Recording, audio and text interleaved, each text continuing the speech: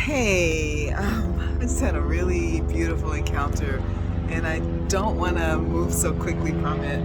I was in conversation with someone. I've been going through some pretty heavy shifts, and I had one. I think I mentioned I haven't been able to sleep, um, and I didn't sleep last night. But I wanted to go dance, and I had a really. I've got the shirt on again. I always wear this shirt. This is what I put on when I'm sweaty after my class. Uh, so that's why I have it on again. I really do laundry. But this is that after after the dance class shirt.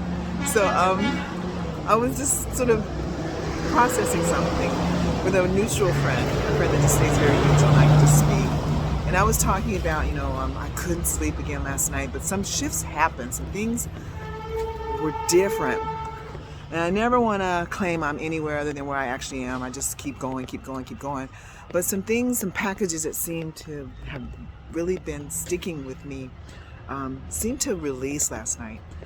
And I was just sharing all the ways that it feels like the stickiness has let go. And one of the things is I've been lately saying in my yoga classes in Shavasana, that's the last pose. We say it's the most difficult pose. It's where you take your rest. And I always ask people to stay present for Shavasana, stay present for the opportunity to rest.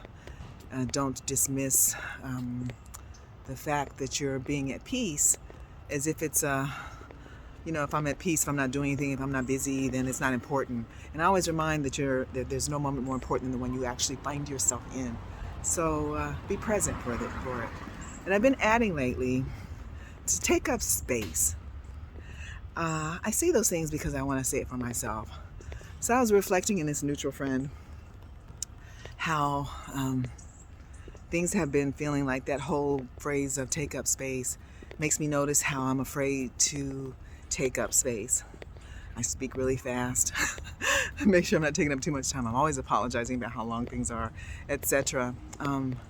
But this reflection or projection, however you want to call it, extension, encouraging others to just take up all the space. And I'm always envious of those that do. So I was just sharing that as well, and then it brought me to, I guess I'll tell a little story. This is my friend. Months ago, I had an encounter. Hi. I'm always talking about my ministry may not seem like others' ministries. I may talk about the course, but it's not. I don't really lead with the course. I just try to meet people with love for wherever they find themselves. So just like now, my neighborhood is just such a beautiful reflection. Like the woman yesterday or day before. That this shirt seemed to make it happen, but those encounters happen. I have the shirt on again, so maybe it is the shirt where I have the opportunity just to join in love. We have these opportunities to often talk about the Christ or whatever. I used to talk about the Buddha. I often talk about Krishna. I just meet people, and months ago, I think it was a year ago. One night in these streets, I was walking, and there's a homeless guy that I'd seen a lot on the streets, and I was walking past, and he's really, really dirty, and he smelled really, really bad. And as I'm walking by him, I hear him speaking to me, and I always speak. I always make eye contact. There's a story. Oh, geez, I can go on and on. There's a story that Ram Dass tells about when he had a homeless initiative, working with the homeless in New York, and one of his workers said that she couldn't make eye contact. She noticed herself, like she noticed, the more that she was working, she started to reflect on herself, and she noticed that she had a hard time, like she could give them money, but she had a hard time really like speaking to the homeless or being with the homeless. And she looked at that and she thought, they could end up on my sofa. And I understand that, and I don't understand it. I just can't I don't know. It's not my love. It's not mine, because the human can't love like that. But I always make eye contact. And again, it's not me. I at least make eye contact. I'm like that lady. I'll give her money. But so I saw him. I heard him say something. I'm like, yo, brother, what? I couldn't hear you. What are you saying, brother?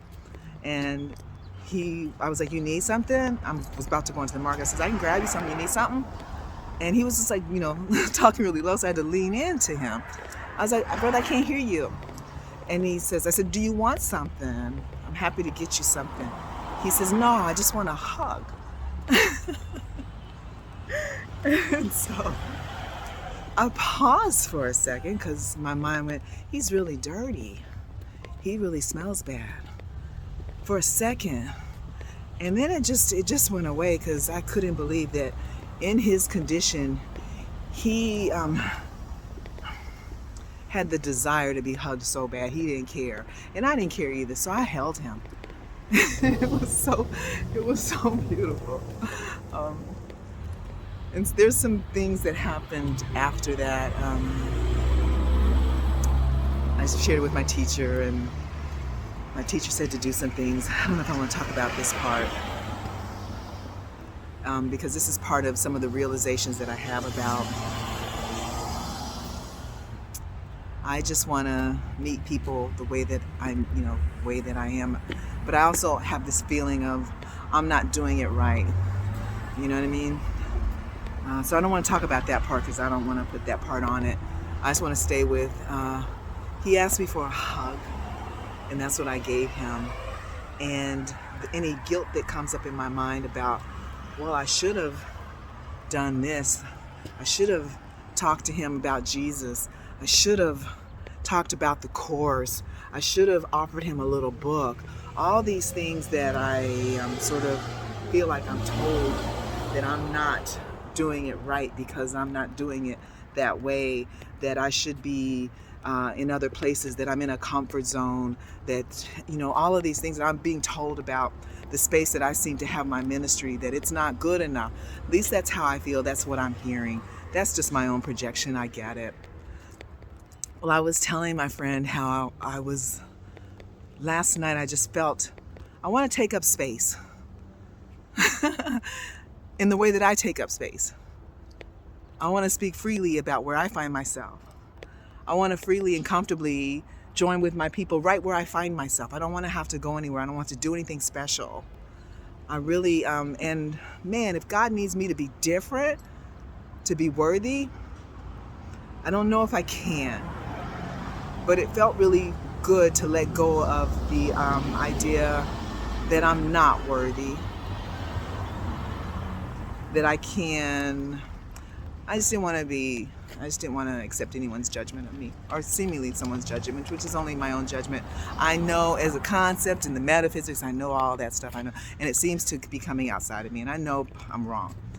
But I left that little message, and I was waiting for my friend's response, and I'm at the corner, and this guy just walks up to me.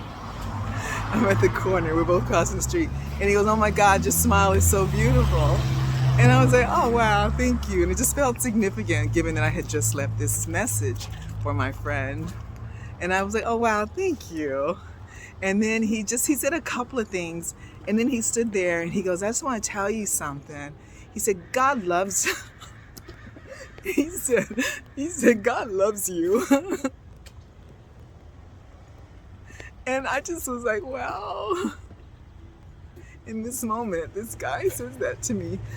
And I couldn't help it. I just opened up my arms and I just hugged him. And he hugged me back.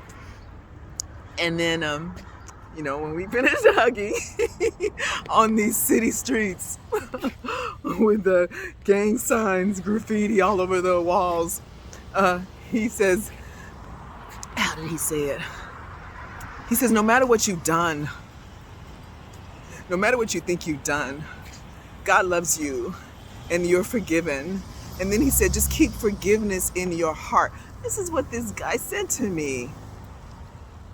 And I don't know, noon in K-Town. in LA, in these streets. That's what he said to me. And I couldn't grab a, what I mean? I've done this in the past. Let's get a selfie. But I wanted to just record that. I just wanted to take a second and just like, how does that happen? Anyway, I don't know. I'm giving everything all the meaning that it has. But it just felt really good. Really good. I keep asking,